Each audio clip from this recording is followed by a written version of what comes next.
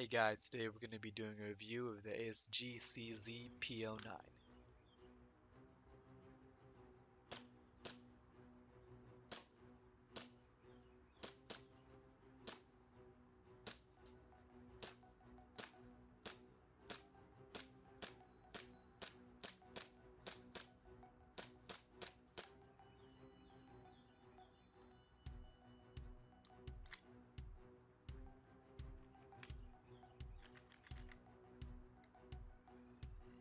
When you get your CZ P09, it'll come in a standard cardboard box.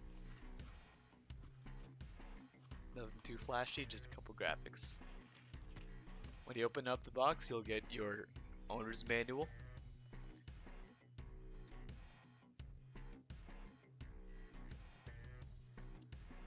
It's very detailed, shows you basic operations of the gun and how to disassemble it to access the hop-up. And then there's a little catalog for accessories. Now when you first open the box, it'll come plastic wrapped, which is very easy to take off.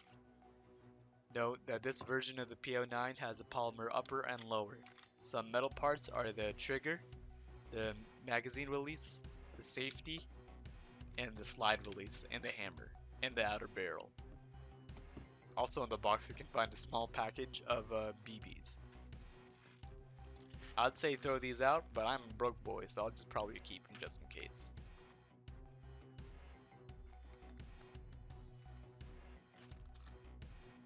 Now, despite having a polymer slide, it does feel nice. Now, when you take out the magazine, like you can notice some of the weight. Like some of the weight is in the magazine, but without the magazine, it feels really nice still. Pulling back the slide and sending it forward does still give a nice sound. There are authentic CZ trademarks, and on the right side you can see caliber 6mm BB, which isn't too noticeable.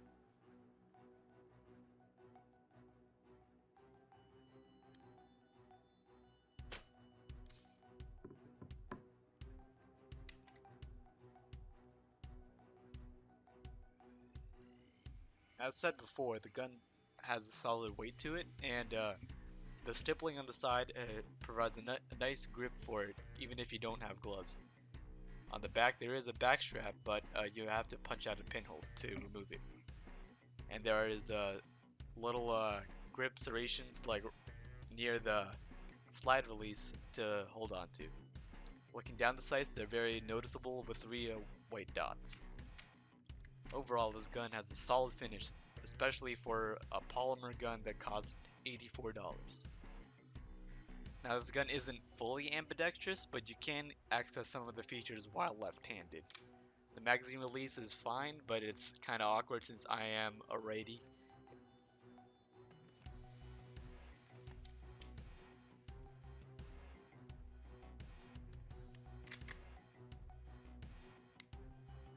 And the safety is ambidextrous, so there's no problem for you lefties out there. The only thing is that the safety can only be activated when the hammer is pulled back. And the slide release, you can access it on both sides, it's kind of tricky. Overall, this gun is sort of lefty friendly, and if you're lefty or just shooting offhanded, it's fine.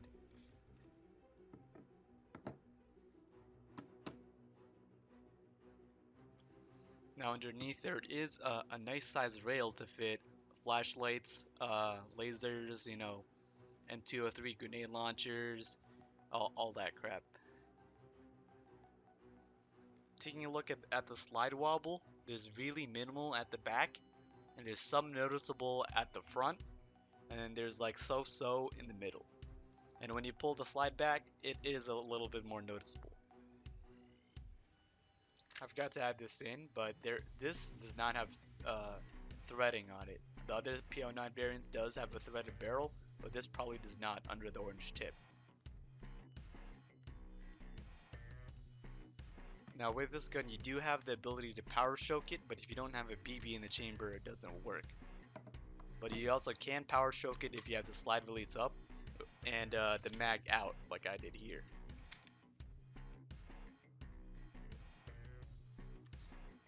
taking apart the gun, you need to take the magazine out first, and then line up these two notches at the back of the slide, and then punch out the slide release like a 1911.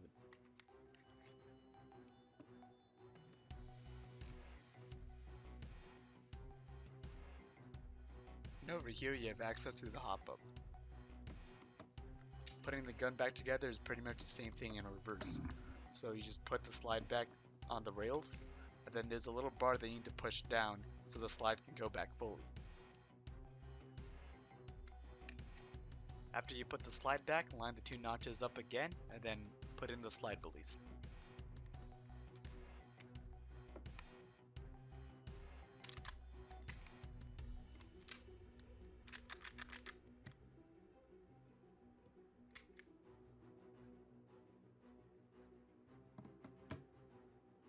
Now this gun is single and double action.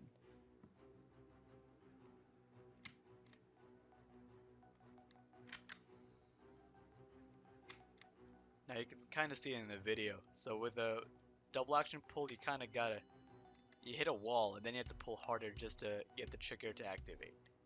Now that's good as in like a safety sense, so you don't accidentally shoot your friend or something. But I prefer having the crisper single action trigger for follow-up shots. With a single action trigger, it's very smooth, but you sort of don't feel the break point where you actually fire the shot. You kind of just ease into it, and there's like a little bit of over travel, but it's not too noticeable. The trigger reset, it's sort of audible, but you can still hear it.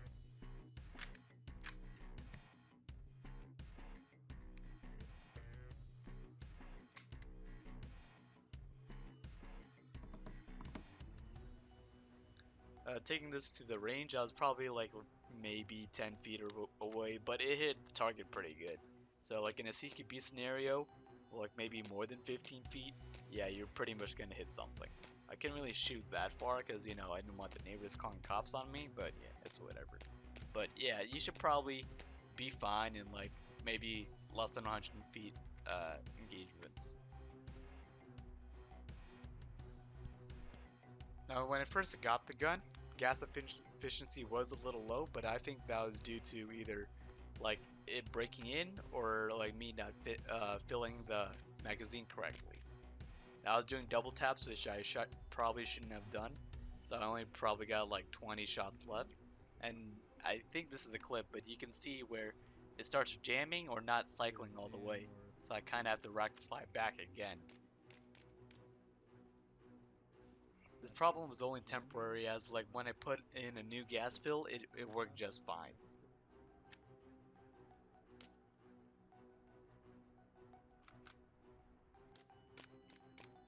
Now on the right side of the gun there was a little sticker that said 0.8 joules, and converting it that's roughly 295 FPS.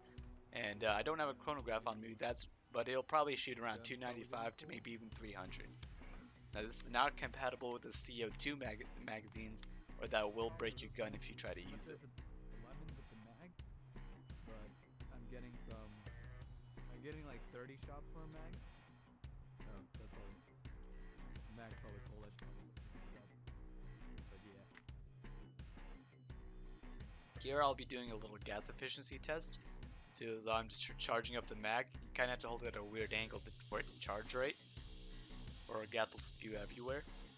For my own test, I got maybe from like 25 shots all the way to like 40 shots, 45 shots. It really depends on the mag temperature and the ambient temperature outside. Then again, I could be a dumbass or have a lemon, but I'm pretty sure that if you fill up your mags right, and most occasions you should get at least 40 shots. When I first started shooting the gun, I started mag dumping it, so I was pretty much wondering, oh hey, why am I getting 20 shots? But in my situation, after you're done shooting it, maybe after 1 or 2 mags, let the mag cool, warm it up, and then start charging it up again and then shooting again. Now I've seen in some clips, yeah, you might have seen the magazine with some tape on it and some without the tape. So in between shots, I accidentally dropped the magazine on my floor and a little piece almost came off. So I just taped it together just to secure it. And yeah, so just be careful with your gas magazines in general so they don't break. Luckily, it didn't break yet. So yeah. In conclusion, I can hardly think of any like negatives about this gun.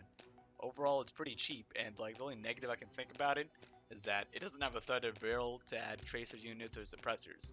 But of course, you can just get the more expensive version of the CZ P09, which has a metal slide. But then again, I got this on Airsoft GI for $84.95. Now, I wasn't even expecting this to be like under $100, but it arguably is the best Airsoft pistol at $100. Like, yeah, sure, you can get an Elite Force Hater, but that doesn't have hop up. Or you can get like those CO2 non-blowbacks, but it doesn't even feel as like as good and realistic as this.